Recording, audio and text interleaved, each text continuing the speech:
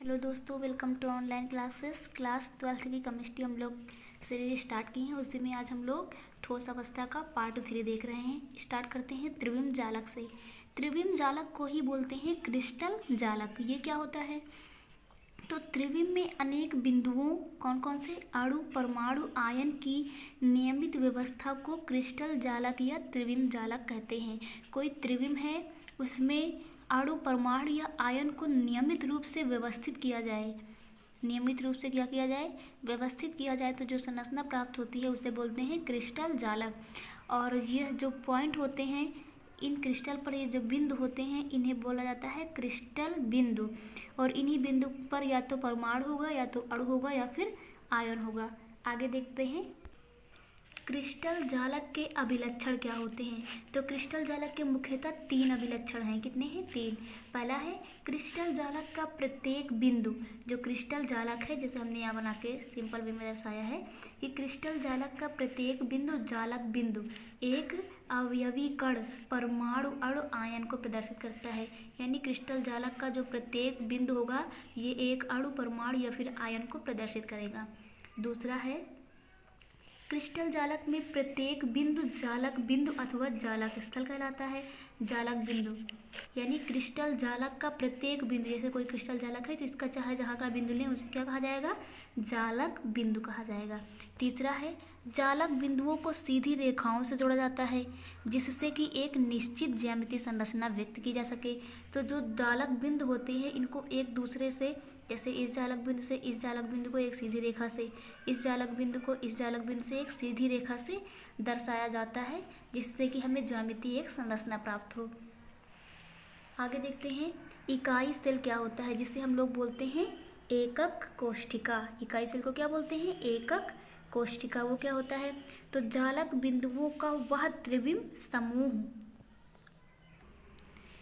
जालक बिंदुओं का वह त्रिविम समूह जिसे बार बार दोहराने पर संपूर्ण क्रिस्टल जालक का निर्माण हो, उसे क्या बोलते हैं हम लोग? इकाई सेल या एकक कोशिका।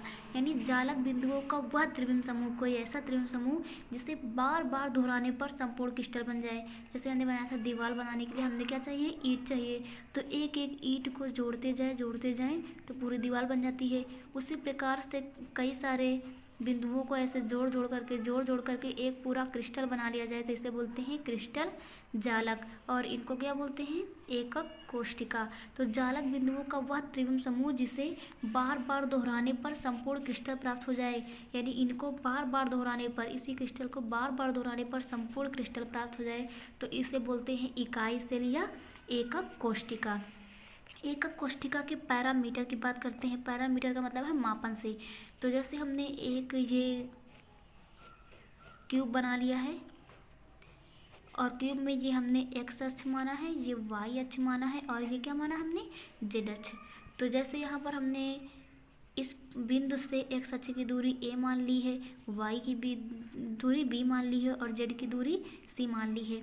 तो यदि a बराबर अल्फा हो, b बराबर बीटा हो और c बराबर गामा के हो तो इन दोनों के बीच का क्या कोण क्या होगा? a और b के बीच का कोण, यहाँ c नहीं है ना तो c के सामने क्या है? गामा, तो इनके बीच का कोण गामा हो जाएगा। b और c के बीच का कोण क्या होगा? a नहीं है ना यहाँ पर, अल्फा हो जाएगा। C और A के बीच का कोण क्या होगा? यहाँ B नहीं है ना तो इसके B का मतलब बीटा हो जाएगा। तो इनको बोलते हैं पैरामीटर। तो पैरामीटर कितने हैं? A है, B है, C है, अल्फा बीटा गामा यानी 6 हैं। और क्रिस्टल तंत्र कितने होंगे? 7। यानी 6 पैरामीटर को मिलाकर जब क्रिस्टल तंत्र बनाते हैं तो 7 बनते हैं। और ब्रेवियस जालक कितने बनते हैं? 14। ये आप लोग याद कर लीजिएगा, कुछ फैक्ट है। आगे बढ़ते हैं एकक कोशिका के प्रकार। एकक कोशिका को ही इकाई सेल बोलते हैं। तो एकक कोशिका जो होती हैं 2 प्रकार की होती हैं। पहला है आद्य या सरल या मूलभूत एकक कोशिका, इसे हम लोग बोलते हैं SCC। क्या चीज़? आद्य या सरल या मूलभूत एकक कोशिका, SCC बोलते हैं। SCC का मतलब होता है सिंपल क्यूबिक सेल। तो वो क्या होता है? वह एकक कोशिका जिसमें अवयवी कण, अवयवी कण का क्या मतलब है? अणु परमाणु या आयन। वह एकक कोशिका, वह एकक कोष्ठिका जिसमें अवयवी कण जो हो केवल कोष्ठिका के कोनों पर ही उपस्थित हो तो आद्र या एकक कोष्ठिका कहलाती है। जैसे कि हमने सिंपल सा एक क्यूब बनाया है और इसमें जो अवयवी कण हो सिर्फ कोनों पर उपस्थित हों। कहाँ पर? कोनों पर। तो इसे बोलते हैं SCC। क्यूब बनाने के लिए आप लोग सिंपल सा देख लें कैसे बनाया जाता है। पहले एक बॉक्स बनाइए, आधे से दूसरा बॉक्स बनाइए और फिर इनके कोनों को इस प्रकार मिला दीजिए, क्यूब बन जाएगा। और अगर इसमें सिर्फ कोनों पर ही अवयवी कण पाए जाएं तो इसे बोला जाएगा SCC। दूसरा है केंद्रित एकक कोष्ठिका। कौन सा? केंद्रित एकक कोष्ठिका। बात करें क्यूब की तो इसमें बता दें कि जो क्यूब होता है इसमें कोने कितने होते हैं? 8 होते हैं।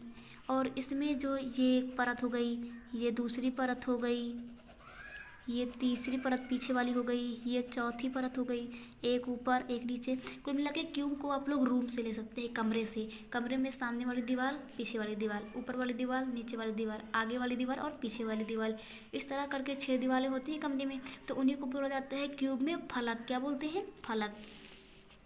वह एकक कोशिका जिसमें अवयवी कण कोनों के अतिरिक्त अन्य स्थितियों पर भी स्थित हो, यानी कि कोनों के अतिरिक्त अन्य किसी भी कहीं भी उपस्थित हों।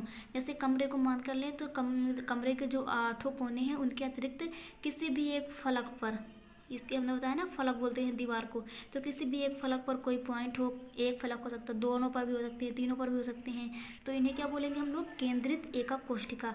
यानी कोनों के अतिरिक्त अगर एक भी कहीं है तो उसे बोलेंगे केंद्रित एकक कोष्ठिका। अब केंद्रित एकक कोशिका कई प्रकार की हो सकती हैं, क्योंकि हमने बताया कि अगर मान लो इस पूरे क्यूब के सिर्फ केंद्र पर हो तो उसका नाम दूसरा दिया जाएगा, किसी एक फलक पर हो तो नाम दूसरा दिया जाएगा, अगर किन्हीं 2 फलकों पर है तो उसका नाम दूसरा दिया जाएगा। तो जो हमारा केंद्रित एकक कोष्ठिका होता है ये मुख्यतः 3 प्रकार का होता है। पहला है अंतः केंद्रित एकक कोष्ठिका, जिसे हम लोग BCC बोलते हैं। तो मेन हम लोग इस नाम से नहीं, BCC से ही इसको पुकारेंगे। दूसरा है फलक केंद्रित एकक कोष्ठिका, जिसे FCC कहते हैं। तीसरा है अंतः केंद्रित एकक कोष्ठिका, जिसे ECC बोलते हैं। तो आइए इनके बारे में देखते हैं। अंतः को बोलते हैं काय केंद्रित एकक कोष्ठिका। ये क्या होता है? यदि अवयवी कण कोनों के अतिरिक्त, क्योंकि अगर खाली कोनों पर होगा तो उसे क्या बोला जाएगा? SCC। क्या बोलते हैं? SCC। तो खाली कोनों पर होगा तो SCC, लेकिन कोनों के अतिरिक्त जो एकक कोष्ठिका के केंद्र में भी उपस्थित हो, जो अवयवी कण है वो कोनों के अतिरिक्त कहाँ उपस्थित हो? पूरे कोष्ठक के केंद्र पर उपस्थित हो, तो उसे हम लोग बोलते हैं अंतः केंद्रित एकक कोष्ठिका। जैसे ये हमारा कोनों पर है, अगर ये ना होता, खाली कोने पर ही होते तो इसे क्या बोलते हैं? SCC।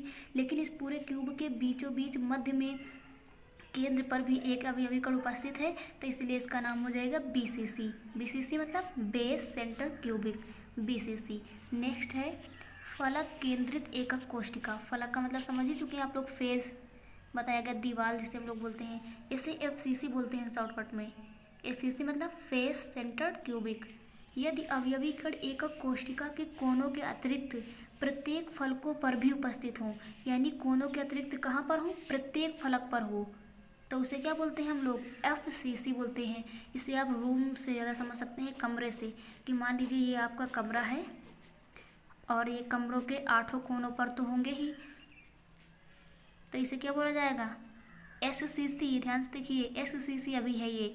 और यदि बताया गया कि इसमें प्रत्येक फलक पर, जैसे आपकी ये इस वाली दीवार पर ये पॉइंट, इस वाली दीवार पर ये पॉइंट, इस पे ये, क्योंकि यहाँ पर एक पीछे वाली दीवार है उसका हम यहाँ बना दे रहे हैं और एक आगे वाली दीवार उसका यहाँ बना दिया हमने। तो अगर प्रत्येक फलक पर भी एक एक अवयवी कण है तो इसका नाम होता है FCC, यानी फेस सेंटर्ड क्यूबिक। अगला है अंत्य यानी आधार केंद्रित एकक कोष्ठिका, इसे ECC बोलते हैं। ये क्या होता है? तो इस प्रकार की एकक कोष्ठिका में अवयवी कण जो होते हैं कोनों के अतिरिक्त और कहाँ हों? किन्हीं 2 विपरीत फलकों के केंद्रों पर हों। जैसे ये हमने एक क्यूब बनाया है, तो अगर खाली कोनों पर होगा तो SCC कहलाएगा, लेकिन कोनों के अतिरिक्त कोई 2 फलक चुनिए जो विपरीत हों, जैसे इस वाली दीवार के सामने वाली दीवार ये है, तो इन दोनों पर उपस्थित हों तो इसे बोलते हैं ECC। ये ज़्यादा इम्पॉर्टेंट नहीं है, आइए एक बार फिर से रिवीजन के तौर पर देखते हैं। ये हमने एक क्यूब बना लिया है, इसका नाम SCC कब होगा? जब इसके अवयवी कण जो हों सिर्फ इसके कहाँ पर हों? कोनों पर हो, तो इसे क्या बोलते हैं? SCC। BCC कब बोलेंगे? जब इसमें जो अवयवी कण हैं इसके केंद्रों के अतिरिक्त पूरे क्यूब के मध्य में हो, केंद्र पर हो, तो इसे बोलते हैं BCC। FCC कब बोलेंगे? जब इसके कोनों के अतिरिक्त जो अवयवी कण हैं इसके प्रत्येक फलक पर हों तो इसे क्या बोलेंगे? FCC। और ECC कब बोलेंगे? जब इसके कोनों के अतिरिक्त अवयवी कण कहाँ हो? किन्हीं दो विपरीत फलक। जरूरी नहीं कि यही हमने ले यही आप लोग, एक फलक ये तो इसका विपरीत ये, तो एक यहाँ बना दिया हमने, एक यहाँ बना दिया, इसे बोलते हैं ECC। और अगर आपको वीडियो अच्छा लगा हो, हेल्पफुल हो, तो इसको लाइक करिए और चैनल को सब्सक्राइब कर लीजिए ताकि आगे आने वाली वीडियो आपको मिलते रहें। Thank you.